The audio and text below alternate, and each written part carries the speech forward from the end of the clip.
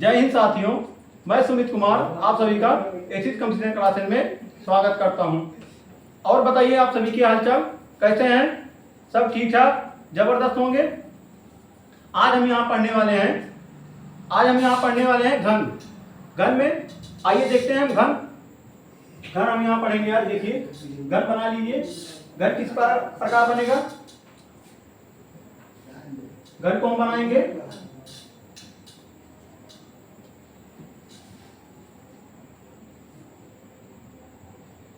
आप सभी घन बनाइए। घन में कितने सतह होती हैं? देखिए, घन इस प्रकार में होता है। घन में कितने सतह होते हैं? घन में कितने सतह होती हैं? अगर हमसे पूछा जाए घन में कितने सतह होती हैं, तो सतह या फेस कितने होंगे?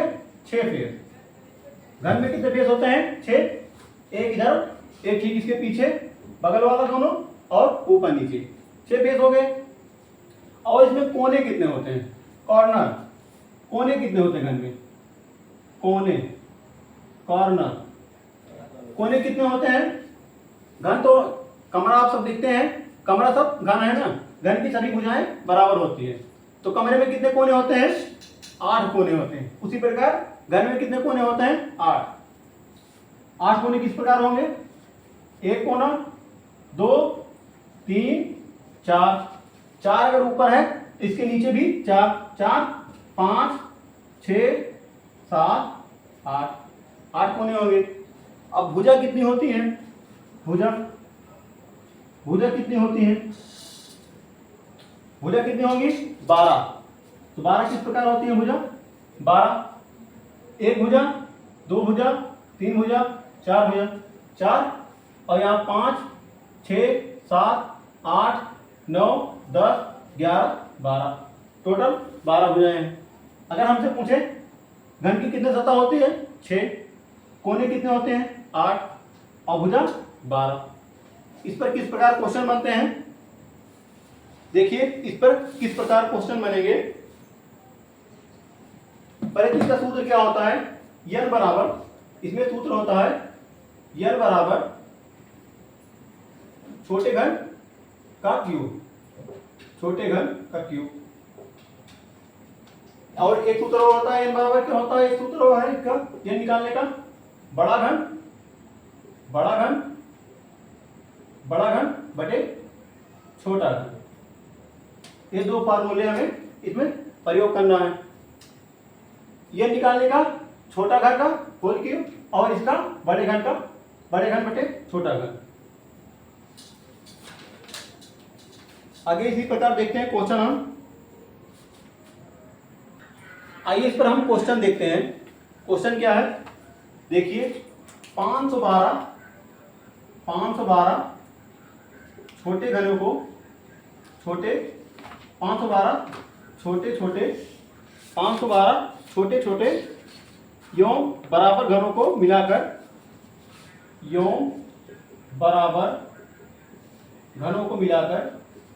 घनों को मिलाकर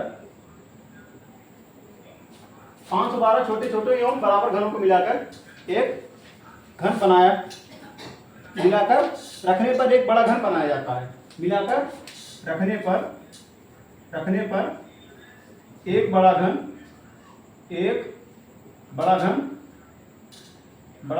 बनाया जाता है।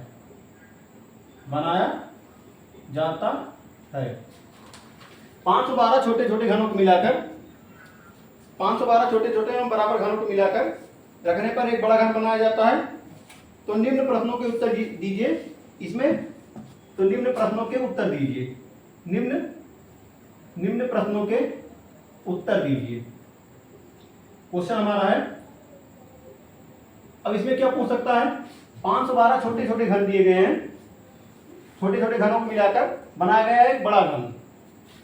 छोटे घनों को मिलाकर बड़ा घन बनाए हैं। तो इसमें हमसे क्वेश्चन क्या पूछेगा? ऐसे घनों की जिनकी संख्या जिनके कोई सतह दिखाई ना दे, ऐसे घनों की संख्या बताइए। ऐसे घनों की संख्या बताइए। ऐसे घनों की संख्या बताइए जिनकी कोई सतह ना दिखाई दे, जिनकी कोई सतह ना दिखाई दे। हमें बताना है ऐसे घनों की संख्या बताइए जिनकी कोई सतह ना दिखाई दे, मतलब अंदर वाला जो क्यूब बनता है वो ना दिखाई दे। कितने छोटे छोटे घन थे? 512। तो यहाँ हम n का मान पहले निकाल लेंगे। n का मान कैसे निकलेगा? इस वाले फार्मूले में हम रख देंगे n का मान निकालने के लिए। n बराबर होता है छोटे घर का क्यूब रूट। तो छोटा घर कितना दिया गया है? 512। 512 का हम क्यूब रूट निकालेंगे, कितना हो जाएगा? 512 का क्यूब रूट सभी को पता होगा, कितना हो जाएगा? n बराबर 8। अब जिनकी कोई सतह ना दिखाई दे, इसका सूत्र क्या है? जब कोई सतह ना दिखाई दे उसका सूत्र क्या है? n माइनस 2 का होल क्यूब। कोई सतह ना दिखाई दे तो n माइनस 2 का होल क्यूब। तो n बराबर कितना दिया गया है? 8।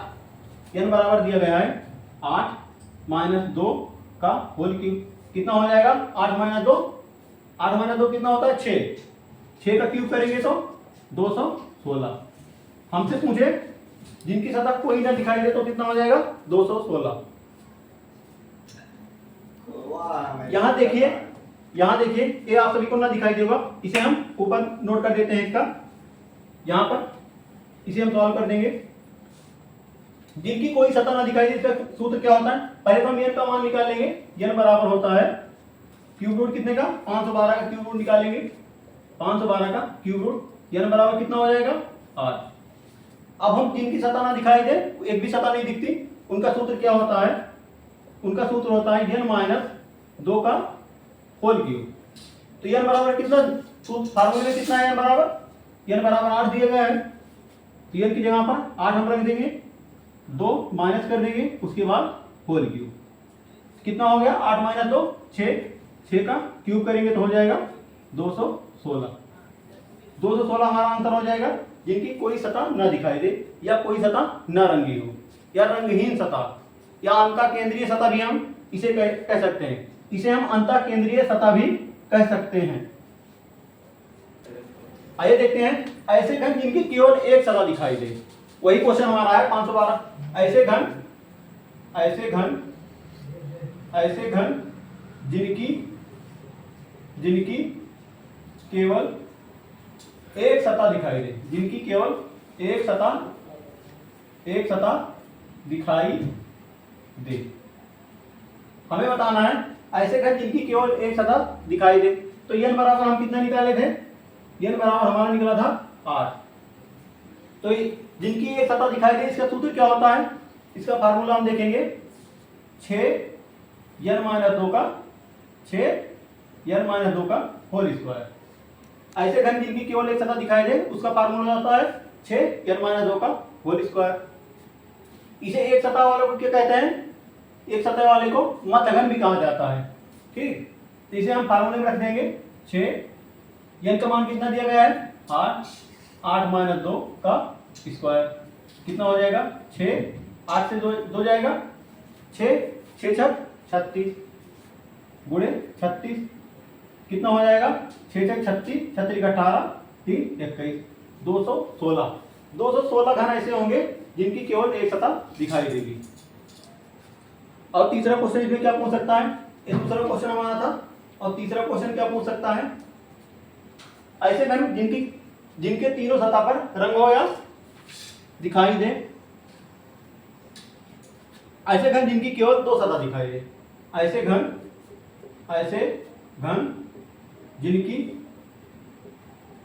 जिनकी केवल दो सतह दिखाई दे।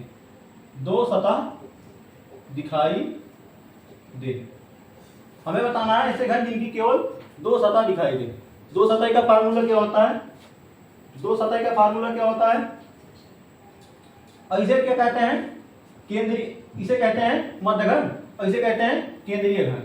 एक मध्य घन इसे भी दो सतह वाले को कह सकते हैं, और एक घन वाले को, एक सतह वाले को केंद्रीय घन कहते हैं, इसे मध्य घन। इसका फार्मूला क्या होता है? 12 n - 2। दो सतह वाले का फार्मूला होता है 12 n - 2। तो इसे हम n का मान कितना दिया गया है? n का मान 8 दिया गया है।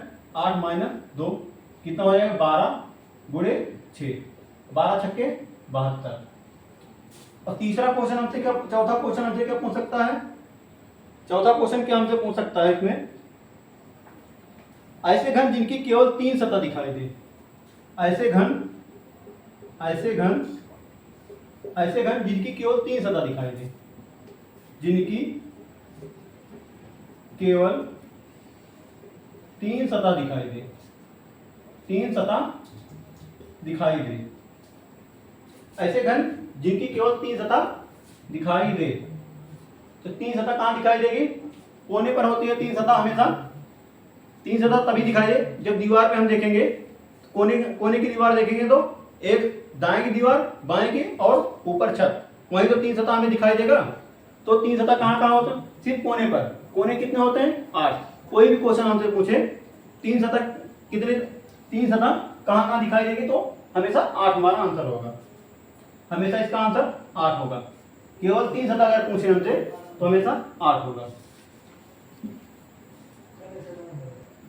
आइए यहां देखते हैं हम इस तीनों फार्मूला में एक साथ लिख लेते हैं। यहाँ तीनों फार्मूलों को एक साथ हम यहाँ लिख लेंगे, तीनों फार्मूलों को हम एक साथ लिखेंगे।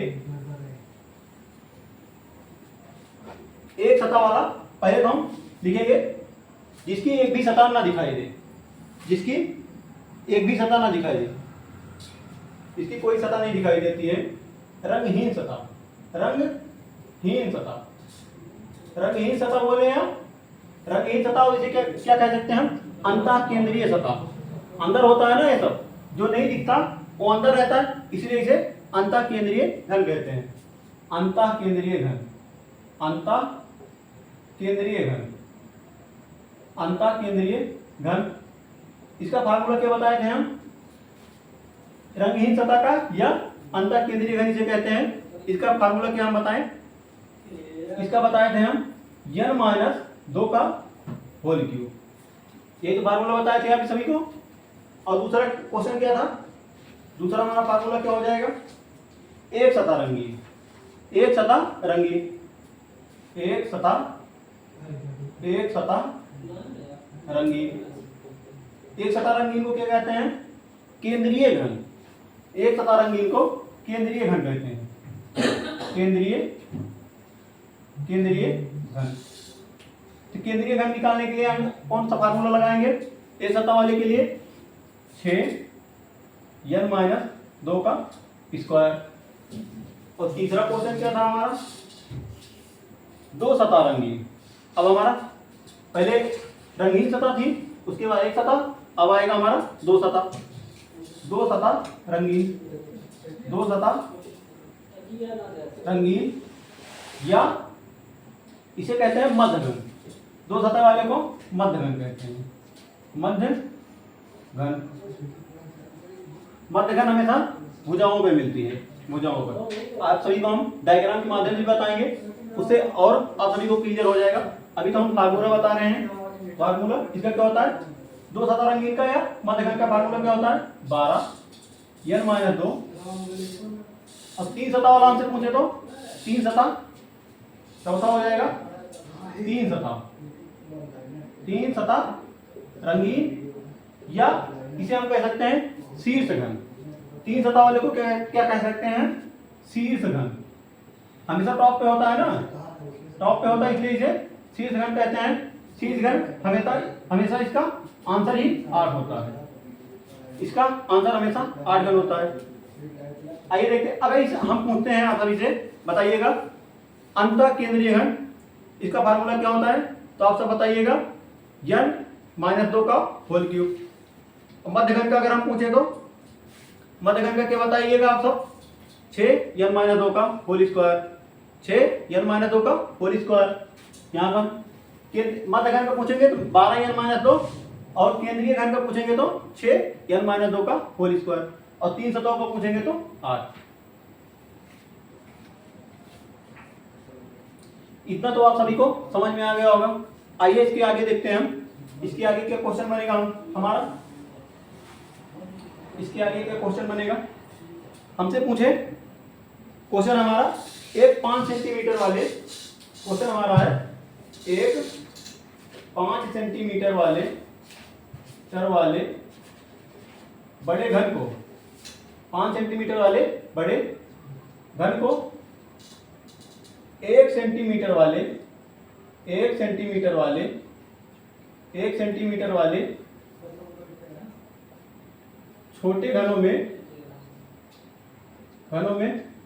विभाजित किया जाता है। विभाजित किया जाता है 1 सेंटीमीटर छोटे घनों में विभाजित किया जाता है, जिसकी सभी भुजाएं या सतहें लाल रंग की है। जिसकी सभी सतहें लाल रंग से रंगी गई हैं। एक 5 सेंटीमीटर वाले बड़े घन को 1 सेंटीमीटर वाले छोटे घन में विभाजित किया जाता है, जिसकी सभी सतहें यहाँ सभी सतहें लाल रंग से रंगी हुई हैं। तो क्वेश्चन क्या बनेगा? कुल बनने वाले घनों की संख्या, क्वेश्चन हमारा कुल बनने वाले घनों की संख्या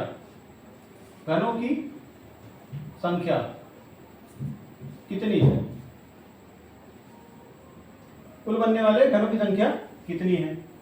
5 सेंटीमीटर वाला बड़ा घन है, तो पहले हम यहाँ क्या करेंगे? हम n का मान निकालेंगे। n का मान निकालने के लिए क्या बताए थे?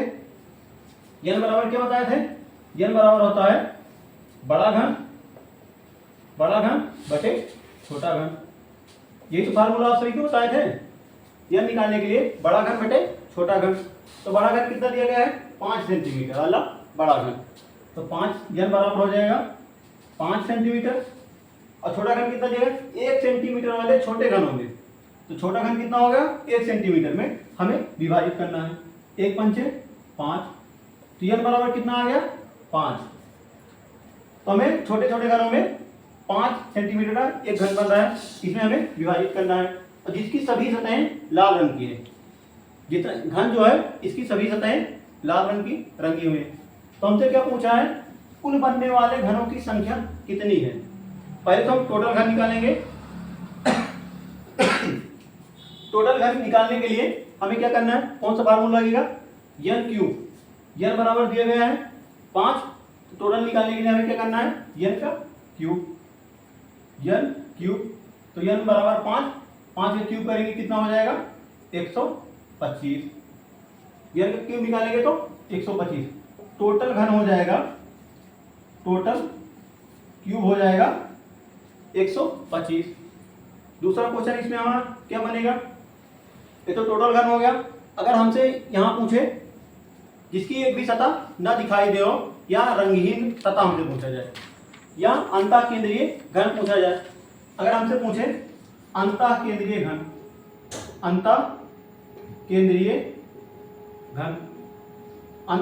हमसे पूछे तो हमारा आंसर कौन सा होगा? अंतःकेंद्रीय घन का फार्मूला आप सभी बताइए कौन सा होगा? अंतःकेंद्रीय का फार्मूला क्या होता है? अभी बताए थे आप सभी को, n-2 का क्यूब। अंतःकेंद्रीय घन का फार्मूला बताए थे n-2 का क्यूब। n के स्थान पर कौन क्या आएगा? 5। n बराबर हम 5 निकाले हैं, n बराबर हो जाएगा 5 - 2 का क्यूब। कितना हो गया? 5 - 2 3, और 3 का हम क्यूब कर देंगे तो 3 का क्यूब 27। अंतःकेंद्रीय घन हमसे पूछा जाए कितना हो जाएगा? 27। अंतःकेंद्रीय का फार्मूला n - 2 का होल क्यूब, और इसे कितने घन प्राप्त होंगे? 27 घन। और दूसरा क्वेश्चन हमसे क्या पूछ सकता है? दूसरा क्वेश्चन हमसे क्या पूछ सकता है? एक सतह रंगीन वाला हमसे पूछेगा। एक सतह को और क्या कह सकते हैं? केंद्रीय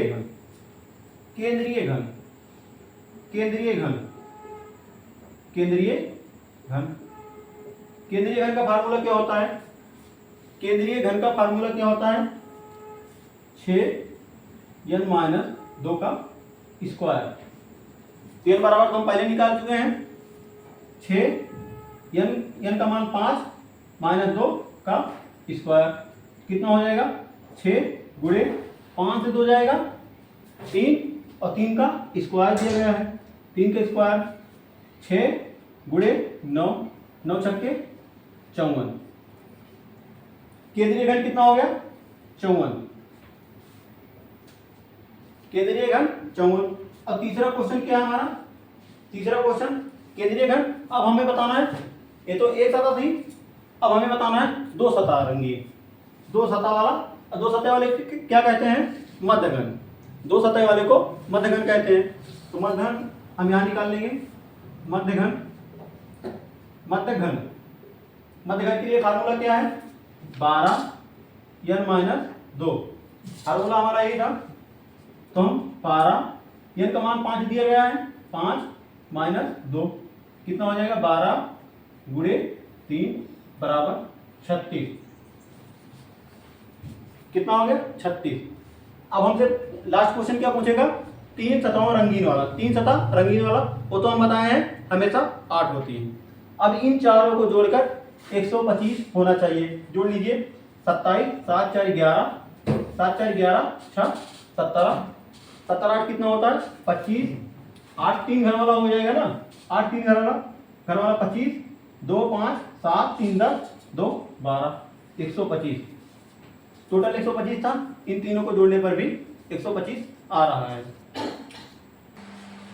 चलिए साथियों, आज हम अपना सेशन यहीं पे रखते हैं और आगे कल हम यहाँ से कंटिन्यू करेंगे।